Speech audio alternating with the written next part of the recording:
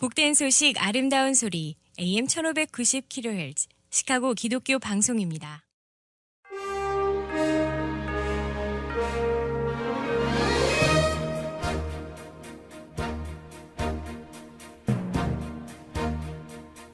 청취자 여러분 안녕하십니까? 1월 23일 월요일 KCBS 헤드라인 뉴스입니다. 민주당을 지지하는 미국인의 약 절반이 임신 첫 3개월 이후 낙태에 대한 제한을 지지했고 3명 중 2명 이상은 임신 후기 낙태를 반대하는 것으로 조사됐습니다. 글로벌 크리스천 릴리프가 올해 발표한 보고서에서 북한이 세계 최악의 기독교 박해국이라는 조사 결과를 발표했습니다. 국내에서 주택업계 심리가 1년 만에 개선되면서 올해 안에 주택시장이 회복될 것이라는 전망이 나오고 있습니다. 격렬한 반정부 시위의 여파로 잉카의 유적지인 마추픽추를 폐쇄한다고 페루 문화부가 지난 21일 밝혔습니다.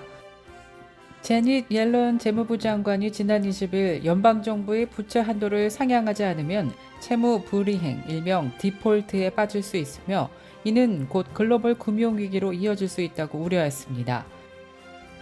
각 주정부의 사법제도가 정치적 성향에 따라 양극화하는 현상이 심화되고 있는 가운데 위스콘신 주 의회는 폭력 범죄자들이 보석금을 내고 교도소에 나오는 것을 더욱 어렵게 만들도록 한 주헌법 개정안을 주민투표에 붙이기로 했습니다.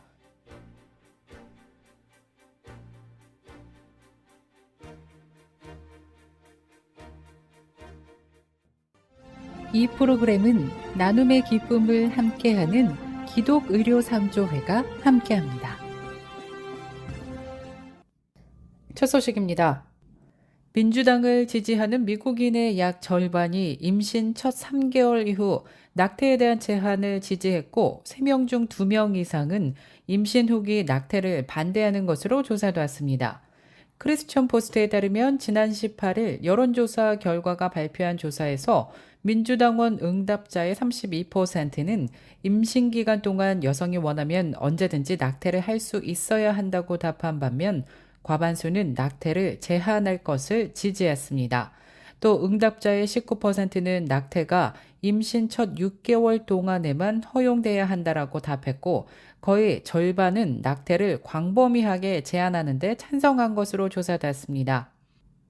글로벌 크리스천 릴리프가 올해 발표한 보고서에서 북한이 세계 최악의 기독교 박해국이라는 조사 결과를 발표했습니다.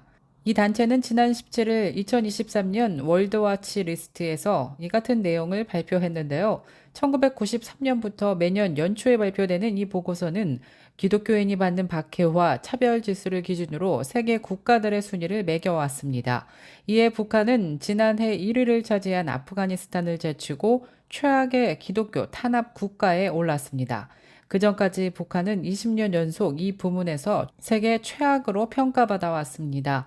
이외에도 상위 10개국에는 소말리아, 예멘, 에리트레아, 리비아, 나이지리아, 파키스탄과 이란, 아프가니스탄, 수단이 선정된 것으로 조사되었습니다.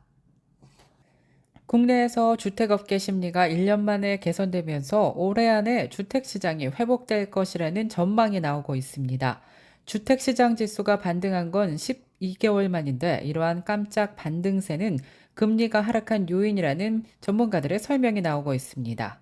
주택건설협회 조사에 따르면 지난 1월 기준 주택시장 지수는 35로 전달보다 4포인트 올랐습니다. 주택시장 지수는 주택의 매매나 임대 또는 시세 변동에 대한 지수로 주택시장 업계의 전망을 수치화한 값인데 50을 넘으면 긍정적, 50 미치면 부정적 시각이 우세하다는 것을 뜻합니다. 이는 수치가 낮을수록 부정적인 시각이 많다는 것을 의미하는데요.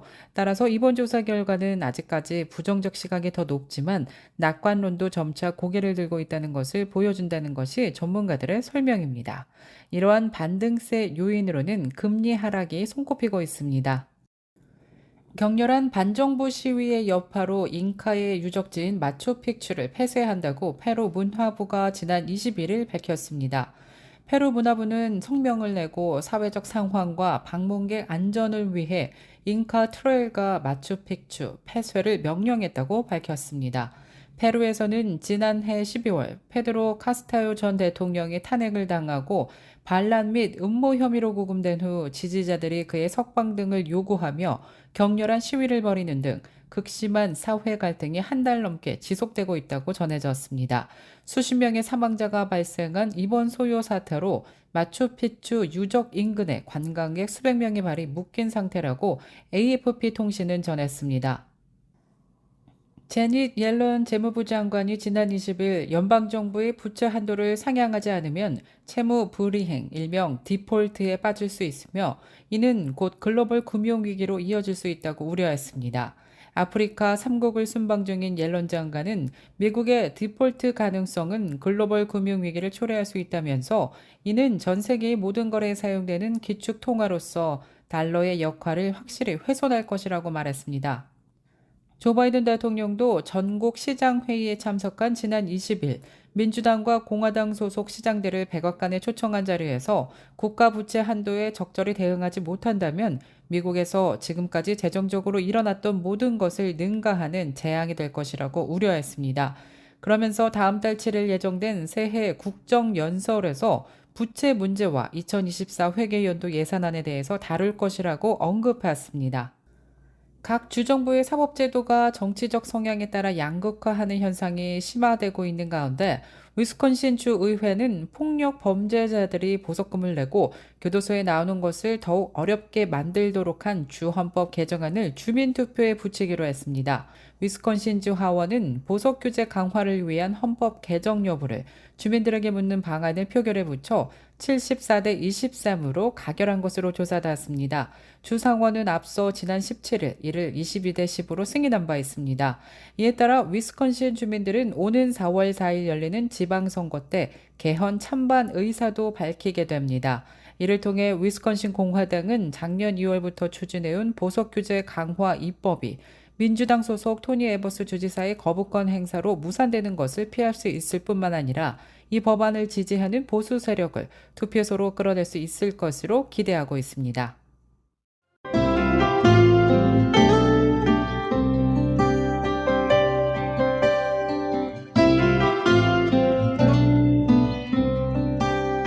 끝으로 날씨입니다. 월요일인 오늘은 오랜만에 하루 종일 맑고 화창한 날씨 이어지겠습니다. 낮 최고 기온 35도, 밤 최저 기온 30도 예상됩니다. 이상으로 KCBS 뉴스를 마칩니다. 지금까지 KCBS 뉴스 유정임이었습니다. 청취해주신 여러분 고맙습니다.